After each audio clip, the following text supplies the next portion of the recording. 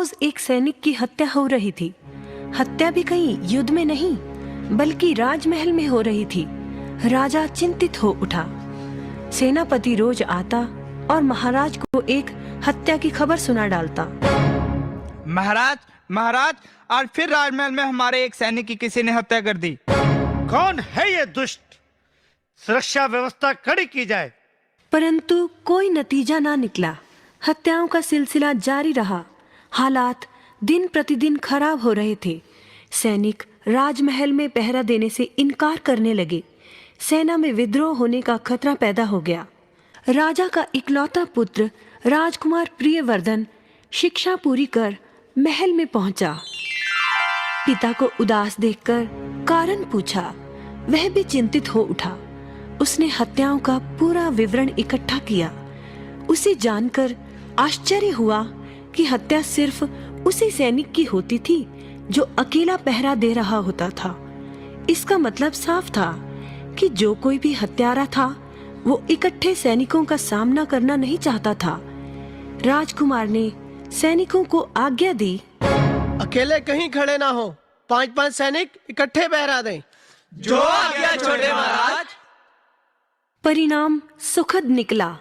कई दिन बीत गए, किसी सैनिक की हत्या ना हुई। सभी खुश थे।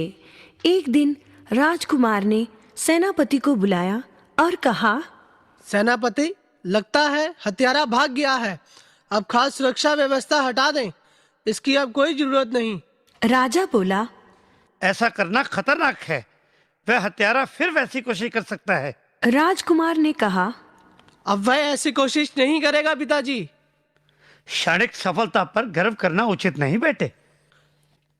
अगर आपको यकीन नहीं तो ऐसा करें कि बुर्ज पर सिर्फ एक सैनिक को अकेले पहरा देने को कहें।